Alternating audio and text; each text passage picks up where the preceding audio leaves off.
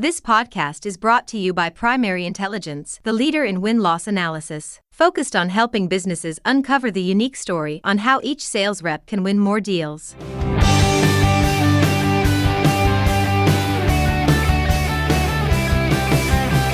Hey everyone, and thanks for joining me on another rousing edition of Sales Intelligence Weekly, brought to you by Primary Intelligence. I'm Ryan Queller. Having a clear go-to-market strategy is crucial for B2B sellers. It creates alignment. It helps to optimize your buyer's experience. But in today's environment, you have to find ways to make your go-to-market initiative stand out because buyers are flooded, bombarded even, with mass amounts of information.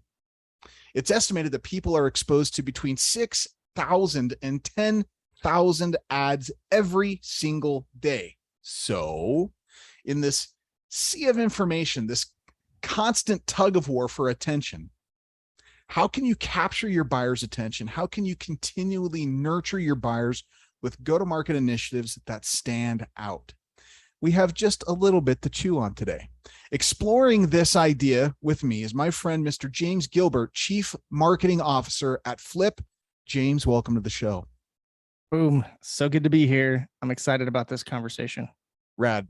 So before we get into the convo, as the parlance of the day, on your LinkedIn profile, you gave us a little nugget there. In your profile, you said you have some tricks up your sleeves that didn't need to be revealed at the time.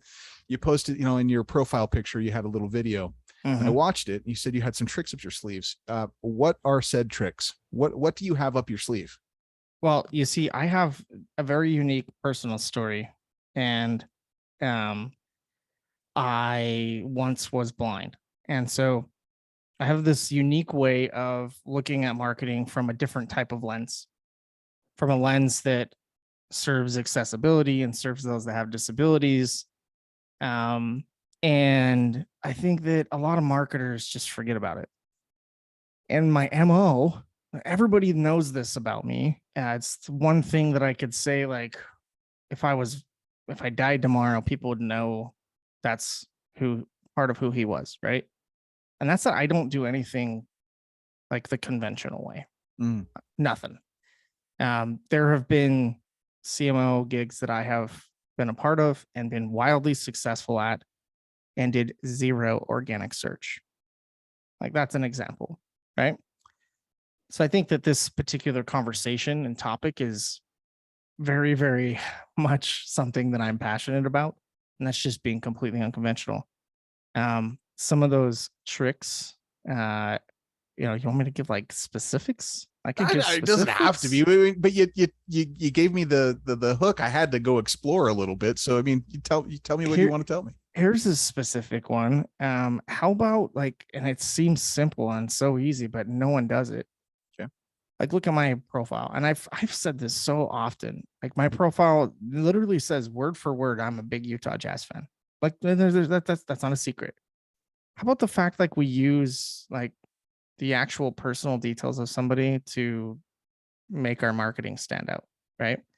There's a company out there that's, I think, is doing it incredibly well. And even their ads and their messaging and what they're putting to market, I think is just fantastic. And I have no tie to them whatsoever, but I think metadata does a great job at this stuff. Their ads stand out, the unconventionalness of what they do. I mean, look at what we just did. The tricks up my sleeve that we just did for our big rebrand was I had knives thrown at me. Okay, wait, you need to help us unpack this. What is this rebrand? You were something, you are now Flip. Tell me more. Crazy thing. So I get to Red Route. CEO and CRO come to me. I fly into San Diego. I'm bringing my whole team. My team hasn't shown up yet. Second day on the job, and they're like, "Hey, we think we need to rename the company." Wait, day two? Day two. Welcome and here. Yeah. So this was in May. It is now September. And they're like, "Okay, let's rename the company." And I was like, "Okay, I think we could do that. I've done that before. Not a big deal." Then they were like, "All right, and we think we actually want to do a rebrand too. And when we do the rebrand, that we're going to need a new website." So I'm like, okay, well, here's like 3 huge projects. And Yeah. I know for a fact, like doing all 3 of these at the exact same time is not unusual. But then it got bigger. Then it was like, we know your MO. We know you have a podcast prior to me coming to this company. And they're like, we want you to help us stand up a podcast. And I said, okay, we could, I mean, that's something that's going to take some time, but we can definitely do that. And then we started talking about category creation and we started talking about all these things. So, I mean, by the time we were done, at the end of that day, we probably had, I want to say 8 of the biggest projects the CMO would ever do over their entire career. And the kicker Oh, and there's more. Okay. was we had to do it before September. We had to have everything done by September. And the reason why, which goes right into our GTM discussion, we caught wind of one of our partners releasing a product that was going to be similar to ours. And we're one of the first that's out there. So we're an Alexa-like experience for business operations. So you can kind of think of like you turn your lights on with Alexa, play your music with Alexa, you text your loved ones when you're in your car, you do all those things through voice technology. Well, we do it for brands. So we help when you call customer service, we want you to have a really good experience, like an Alexa-like experience. So came up with this idea that we needed to do our quote unquote category creation lightning strike before they did. So we put the date out there and then we found out what this partner was going to do to release it. So then they put their date out there. So then we had to change our date, which ended up being a whole month sooner.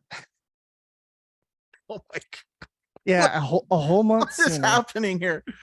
And so we were like, well, we're not going to have enough time to get the traction that I think need behind this event. So Yeah, we yeah. came up with this idea of doing these challenges where after we met a certain threshold of challenges, we would then make one of our founding team members and one of our executive team members do something wild. Wait, what do you mean these challenges? What are these challenges? So when we met 100 registrations, Yeah, our CEO had to try one of the top 10 hot sauces in the world. oh, like hot ones. So you did a little hot ones with them. Yeah, well, it was called Da Bomb, is what it was. And like he didn't just take a little like dab of it. I mean, he dipped a whole onion ring in this thing and went to town on it. And I'm not kidding you. I was with him that entire night and like we videoed the whole thing and put the production out there and it was amazing. It was awesome. Good content. But people don't realize like that continued for the entire night. Like we were up till midnight doing like sales decks and all this other stuff. And he was just hating life. It was just not good for him. It was the gift that kept on giving all night long. Yeah. So that was challenge 1. Okay. Challenge 2 ended up being like our CRO got on LinkedIn Live and karaoke, like live on a live stream. Oh no. Yeah. Number 3 was me actually getting in an ice bath for 10 minutes and we had 20 bags of ice in that ice bath. And like, so we kept going on these challenges. By the time we met 500, if we met 500, which was our big goal, then yours truly was going to have knives thrown at me. Wait. Okay. So I understand hot sauce. I understand karaoke. I understand ice bath, right? Those are somewhat, they're personally damaging, like, hurts the ego. Yeah. But that's an abstract idea that was founded by, Sigmund Freud back in the day. Knives, my friend, can hurt your physical person. Why in the hell did you say yes to knives? What? Well, so see, the crazy thing about this is we didn't find a knife thrower before we put this out there to the world. So on our landing page, like we had to somehow find a knife thrower. Then after we had already put it out in the world, that was a mistake, big time mistake there. It just so happens that Monday was we called it our big flip and reveal, right? Obviously because we named our brand Flip. So no one knew that was actually going to be our name. Yeah. And Monday rolls around and we're like 5 registrations away from 500. Mm-hmm. So I'm looking at the hours and I'm like, oh my gosh, we are going to hit it. So I've got to find a knife thrower. So I start Googling and I find this guy. His literal like stage name is called Throwdini. Throdini.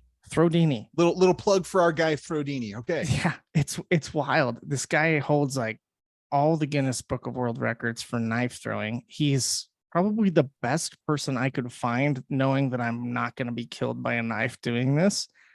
And it just so happens that he is an hour drive from where we were hosting our big flip and reveal. No way. Wow. Providence. All right. Yeah. So like, I'm like, okay, let's do it. And so our VP of partnerships finds his number. I call him up, we coordinate it. And sure enough, like I get there and it's just his house, and he rolls out this like big board and it's red. He's like, okay, like stand next to this. And I thought like he was gonna like practice. He was gonna give me a warning. He's just like, okay, put your arms in. He's like, you're a bigger guy, so don't move. And I'm like, okay. And I'm just standing there, and then he just starts chucking knives at me. And I'm saying like this stuff is coming at me fast. They're not small knives. They're huge knives. Yeah. Yeah. And they are no warning, no warm up. And I'm not kidding you. That stuff was very, very close. And then he tells me, okay, you're going to hold a straw in your mouth and I'm going to cut the straw. And I'm like, I mean, it's a little too late. I've got to do it. So here we go. I hold the straw and he cut it from my mouth. I mean, the whole video is like up there, right? But like, this is what I mean by unconventionalness and just stand out. I don't mean you have to go get knives thrown at you by all means, but like your ads, it's probably been done before. Like it's not the design that's going to do it. It's not any of that. It's the hook. It's what you're going to offer people. It's the entertainment value, especially in today's world where social media is such a strong component to everything that you do from a GTM perspective. You really have to have it firing on those cylinders and being entertaining while you're doing what you're doing. And I think that so I want to go a little bit deeper here. So why though? I mean, why? Why do you have to have it firing on all cylinders? You know, what are these great challenges that we're facing here as you know, B2B companies are trying to take their mantra, their product to market? I mean, what are they facing? Well, I mean, like the way people buy now is totally different, right? It's changed. The last 5 years has really changed. And I think the pandemic a little bit forced this. And that was our research was always sort of done online, right? It was like people do their buying online. They go to like review sites and all that other stuff from a B2B perspective. But what didn't ever happen was just like 100% online. Like then there was no ability to do networking. There was no ability to do events, none of that. So it forced our mentality to then find new ways in which then we were going to try to reach people online. And then your ad networks got more saturated than ever before. Your cost of doing ads went up, and it has not changed. It's stayed the same even after the pandemic. So you have this shift of a mentality of now people and buyers like myself. Like I'm a CMO, so I have the ability to go purchase software from vendors. I have never clicked an ad. Not one time. Not one time. Now I've seen ads, and there are some ads that have impressed me enough to leave an impression in my mind to remember them later. So from an awareness perspective, I think it can work, but it's still got to be creative enough to stand out from the noise. Okay. So creativity, this is always a subject of significant conflict and lots of conversation about this. You have all kinds of people and you know, how do you land on what is, you know, creative appropriate or the right creative for the audience? I mean, knives, how did you land on spicy, you know, hot sauce, karaoke, you know, self-deprecation, and, you know, knives? Well, see, our POV at Flip is simple. Everyone can relate to the problem that we solve. Literally everyone, not even those who buy our product. Everyone has had a terrible customer experience when they've had to call the phone. Yeah. And so we knew that. So we doubled down on that messaging with everyone that we targeted, which means that if everyone can relate to the bottom line messaging that we're trying to put out there, then that means that the next level of that is being creative with it. So our ads for this particular campaign and this reveal is we hired Shooter McGavin from Happy Gilmore. Yep. Shoot. Yeah. I love that. That actor is rad, man. Yeah. So we hired him. He did a big old like spiel for us. It was like a 30-second ad is all. Had him do that. We had Meredith from The Office do one. We also had Todd Packer from The Office. And he's also from Anchorman. Yeah. We literally just said, look, we don't want you to sell our product. We don't want you to talk about like the value that it brings. We want you to answer a simple question. How do you feel when you have to call a phone number or when that phone number is not available? So we took our POV and our bottom line messaging and we said, look, we know you can relate to this. All we want you to do is tell us how you relate to it. That's it. Okay. So we had these 3 ads running. We had Shooter talk about it. Like, you know what I hate more than Happy Gilmore? Bad customer service. And it was great, right? Todd Packer talked about like, brands, why are you hiding your phone numbers? Like, all I want to do is just get a quick answer. Stop hiding your phone number. All of it played super well into our POV, right? Meredith talked about, hey, like, what are we going to do at Dunder Mifflin if we would have had some automation to help us handle all the calls we were getting? Well, it would have helped. Right, there'll be more time to drink, is how she put it. Okay. But then we realized, well, the real champions behind customer service that always get the bad rap are the customer service agents. So we knew from this perspective, we needed to highlight them. So we unfortunately could not get like the real Elton John because he's on tour, but we found somebody who was an Elton John impersonator, write an ode, which we helped him come up with it and sing it to all the customer service agents. So then we sent this video ad out to all customer service agents at our target audience. And then we had the other ads go to everyone else. And this was how we stood out. On top of that, like, we have a lot of fun. I think that's the big key. Like when you're doing your GTM strategy, like everybody gets so stuffy and has to think it has to be all business oriented. Like you have to have fun doing it. Because if you don't have fun doing it, then the creativity can't flow. And that's like one of our biggest, we call him a guiding principle on our leadership team and on our marketing team. And one of those guiding principles is have fun doing it or don't do it. And people feel it. When I came into the business world back in the late 90s, my dad used to say people have very sensitive bullshit detectors, right? It's like they know exactly when you're BSing them and when you're being authentic and real. And so that it sounds like that's what you did. What was the result? I'm so curious. I mean, what was the result? I mean, you were authentic, you were not boring, you were real, you did some stuff that's cool and interesting and above the noise. What was the result? Well, the result was amazing. Like we had the highest attendance of a live stream based on registrations that I think I've ever seen. Like it was like 85% of those who registered showed up. Whoa. We're talking usually those things are like 40%, 30 to 40%. You had 85%. Yeah. And the thing is we made the live stream fun too. Like this wasn't like a, no offense, Apple, but it wasn't like a stuffy Apple keynote.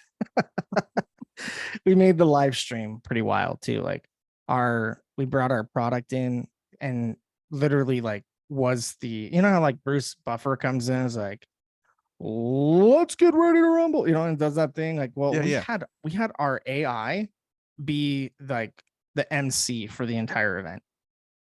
Okay, that's brilliant. So then we put our products as the star, and like our engineering team is just absolutely brilliant behind Jacob Cooper and all them folks on the engineering side. And they basically like brought the product front and center and said, like, this is our product. This is the type of experience. And guess what? It doesn't mean that you have to, like, we didn't care if everyone that came to the event was going to buy our product. What we cared about is that we were authentic and real in how we delivered it, and that we were creative enough to draw attention. And I think the combination of those two things often gets lost in all of the like, okay, we need to have like a technical white paper, and we need to have an ebook, and we need to have all these other like things that people don't care about anymore. They just don't. Like, you find somebody in your organization that is really creative and is good on TikTok and can deliver your POV, that will get you more meetings than an ebook ever will in today's world. And that's the shift that's happening in marketing now. Okay, so we got to go there, because most business, especially businesses that are a little older, some, even tech companies, you call that Apple. I mean, they're an older organization who's cutting edge and one of the biggest brands in the world, maybe the biggest brand in the world. And I'm not not calling out Apple in any way, shape, or form here. But what can these companies who have maybe a more serious professional brand, what can they do to to change their voice and make themselves stand out more? I mean, that's an issue. Yeah. When I worked for Cisco, yeah, Cisco did this really, really well. I mean, they're huge. Yeah. Just a massive company. And I think the reason why this worked so well is because they had this be part of their culture, and their culture is just really well done. Everybody within the organization is allowed to be themselves and is allowed to position themselves as an individual. That's somebody who should be celebrated. Now, like, huge companies have the advantage of having massive budgets. Massive budgets. Yes. So I think, one, you need to align how you're creative with your brand essence. Okay. And your brand essence are the emotions that are behind your brand and how you want to be perceived by the market. Now, our essence at Flip was unconventional, edgy, fun. Those were the three big ones. So we knew everything that we do from here on out is going to be those three things, no matter what. Now, as you get into a bigger organization, to your point, they're not necessarily as creative or allowed to be as creative because their essence is maybe more or very professional, or their brand archetype is more like a kind of like an Apple. But think about what Apple does. Even though that they're at that like level of like, they don't have to do the wild stuff, getting knives thrown on them. What do? They tap into the audience that they know is going to resonate. So they bring in a younger generation to deliver their message. They bring in a younger generation to be the face of who gets to interact with their product first. It's not different. It's just how it's delivered and how it's executed on. A smaller startup that has a smaller team and is trying to develop themselves into a category and into a particular position, they're going to have to be more creative. Like, we had to do this when I was at CRM Next too. We were a younger company, and we were going against the biggest company in the world on the CRM side, which was Salesforce. So how do you stand out? Like, we didn't have the budget that Salesforce did. Not at all. So what we did is we decided to make all of our campaigns really unique and different. So we highlighted the people, and we did like a contest for those that did amazing things during the pandemic. And, like, banks and credit unions didn't get a lot of credit for that. They helped keep the economy afloat. And we knew that. No one was talking about it. The press wasn't talking about it. So we decided to be the press and the communication platform for all of these credit unions and banks. And so we did. We held a contest and we did it that way. Was this like knives thrown? No. But was it unconventional? Yeah. And we knew that we couldn't always, win out on, like, when we're on G2 Crowd and we have, 50 reviews and Salesforce has like 3,000. Like, how do you compete with that? The scalability of it is like, you have to deliver the content then differently. Like, everyone's going to G2. So what we decided to do is we got to give credit where credit is due. Emily Thompson and Victoria Weber came up with this brilliant idea of doing what we call our banklorette, which is essentially like the bachelorette, but for like the banklorette. Okay. Uh, please tell me more. Yeah. This is interesting. So people that would come to G2 Crowd, Yeah, would compare us in Salesforce, us and like Ega, and us and like other CRMs. Yeah. Now, the traditional path that people would go down would be like, okay, let me see the comparison page. And then most people then send them the G2 Crowd grid or something like that. But I know that's not how people think and buy. So I think a big part of this is like another one of our guiding principles is always seeing things through the three lenses. And the three lenses are the one who buys, the one who sells, and the one who keeps the customer happy. If we're always looking through those three lenses, then we have to realize we have to put ourselves in the shoes of a buyer. I happen to be a buyer oftentimes with software. So I know like if somebody sent me through the grid, it's not going to resonate with me. I want something that's actually going to help me be educated in a further way that I wasn't before. So I had some experience with this when I worked for Cloud Sharing. We did a bunch of different stuff that was also very, very unique, and it worked really well. But we decided to take it to a new creativity level. So we hired some actors and actresses. This was in the thick of the pandemic, so we knew they needed work, and they were hanging out. They were available. Yes, and we knew that we couldn't do this in person because of all the stuff that was going on with the pandemic. So we had them film themselves on Zoom, being a persona that we wanted to represent. Now, we didn't want to use Salesforce's name, and we didn't want to use Microsoft Dynamics' name. So what we did instead is we had them be personaed at a name that was going to sound very similar. So Salesforce was Dale Schwartz. Microsoft Dynamics was Micah Scott Dynamic. and we had like 6 of them.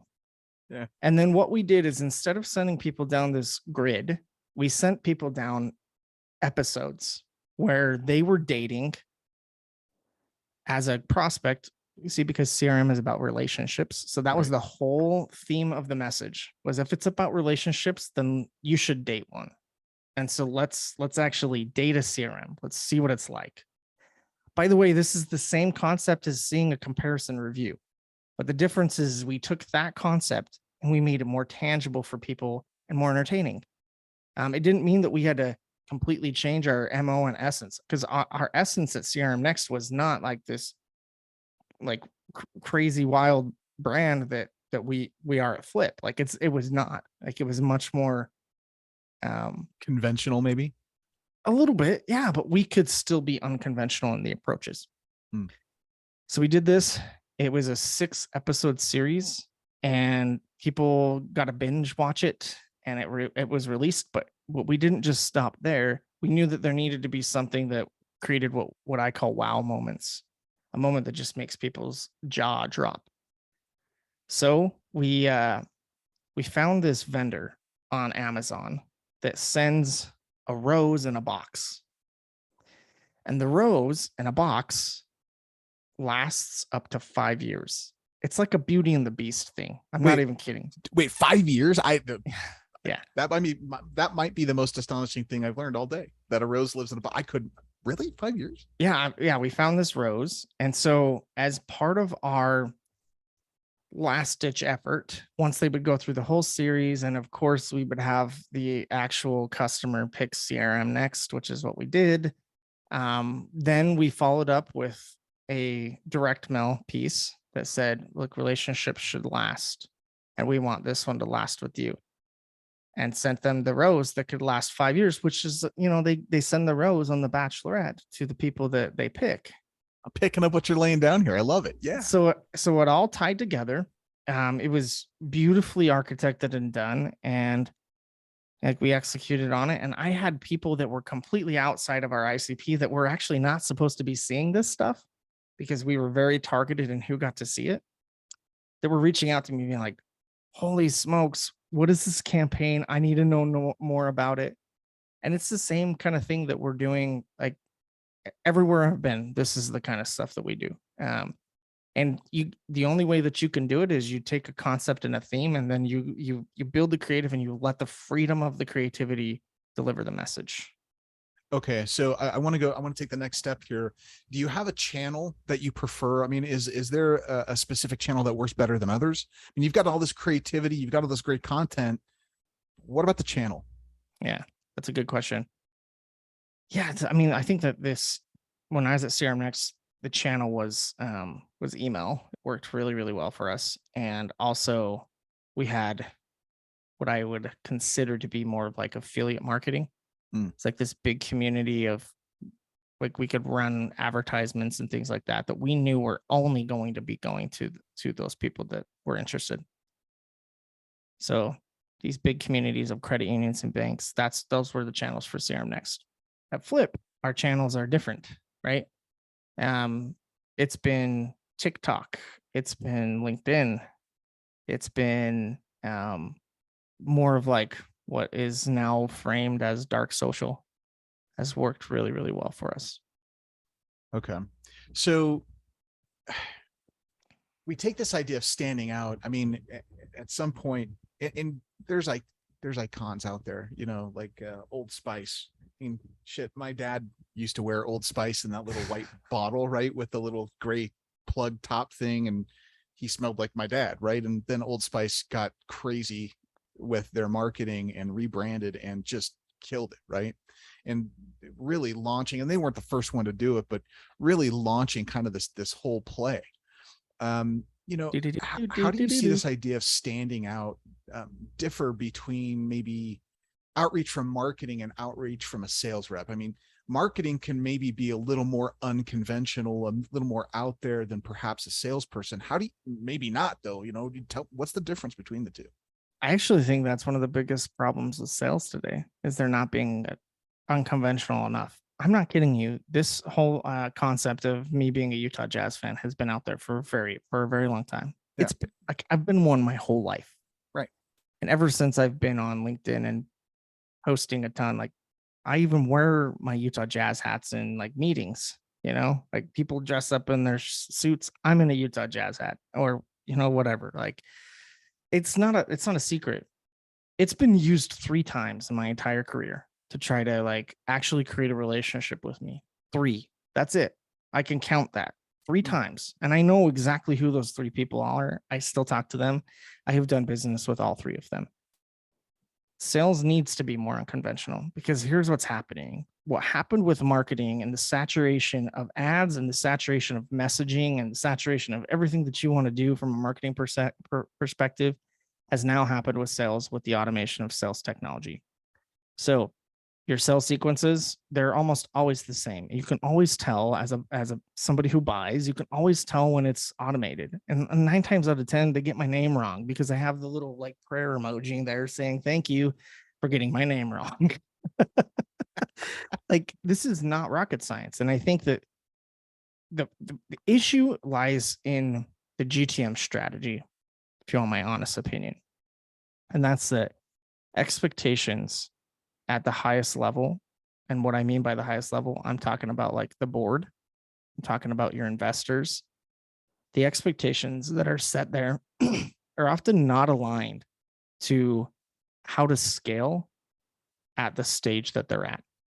And so you have these expectations set really, really high. Like we need to grow 5x over the next year. In order to do that, we have to hire 30 reps right now. And then, we have to have 30 calls for each rep. And we have to have like all these metrics. And I get it. I get why it happens. But the expectation, if it's reset at the board, is like, no, we're going to grow 2x and we're going to make sure it's super efficient. We're going to make sure we don't destroy our brand in the process so that it doesn't have a long-term impact on us 5 years down the road. That's the conversation that needs to happen right now from a GTM perspective with most B2B companies. Because I can tell you right now, I very rarely get a message that is personalized, that's unique, that I would engage with. It's happened very rarely. There was somebody that found out I was a Star Wars nerd.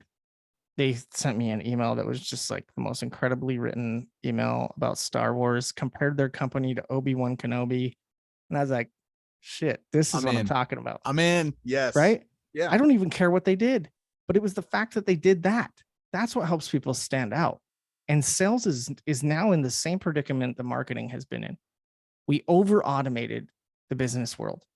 And now, as a consumer and as somebody who buys, you know this, we want it to be personalized. We want the attention to be very unique to us. And that's why communities are flourishing to find answers to these things. Because I can get a million different things, but I can simply go to the communities I'm in and be like, hey, what's the best B2B technology for A? And I know I'm going to get probably 10, 15 different responses from people who have used it, who are current customers of those technologies. And what is going to be more powerful than that? Pretty much nothing. Nothing. Yeah. So sales and marketing, your main jobs right now is you've got to stand out. You've got to stand out so that you can start getting a mind space in people. That's the key. Sales and marketing have to start getting mind space. And if you get mind space in people, then you become a thought when they're actually evaluating and looking. So we're in such a weird time, right? You talked about the digital transformation of the buying cycle earlier. We've done shows on this, episodes on this podcast, talking about this very thing, right? This digital transformation. Salespeople might only get 5%, 5 to 10%, if that, of the face-to-face or ear-to-ear kind of attention of the buyer. Very little from what it used to be. So you have this new kind of online education and purchasing cycle, and the buyers have not. Our research has shown that buyers still require a depth of understanding of them, right? That's very unique. They want you to understand their business needs at a very deep level. When I'm not talking about table stakes, I'm not talking about your product needs to do X, Y, and Z. Of course your product does that thing. That's why you exist in the marketplace. It's much deeper than that. We understand you as a person, as a workflow. You get our culture, all of those things. So what I'm hearing you say is standing out, connecting with the person, doing a little more, I don't know if research is the right word, but understanding who that person is and reaching out to them in real as a human being is more effective than the mass push. Was that what you're saying? Or did I misunderstand that? Yeah, 100%. Yeah. I mean, look, you look at the evolution of what's happened with, like, for example, account-based marketing. Yeah. Most B2B companies are doing that because it's just really good B2B, really. I mean, like, let's be real. It's just data-driven, strong B2B marketing. Right. Now, when ABM very first came out, it was just about ads. It was about displaying ads to a set of accounts and then having your sales team have a very strategic way of approaching them. And you look at how that's even evolved, and it's evolved considerably. Now, like, you have people like myself who have done ABM programs, and sure, ads are part of it, but it's one tiny little part of it. Like, it's a cohesive experience. And that's, I think, the difference between what is happening 5 years ago and to now is now brands have to build a cohesive experience for an account, which means if you're going to do a cohesive experience for an account, you have to stand out. And the way to stand out is you build these wow moments that are individualized. It's why your direct mail companies like Sendoso and Alice and all these huge direct mail companies that do a ton of different stuff have the options to personalize a message, because you send a handwritten note to, let's say, a CMO who's part of the buying decision, but then you also send a personalized gift to the influencer who's also influencing the entire team around whether they should make the move on that or not.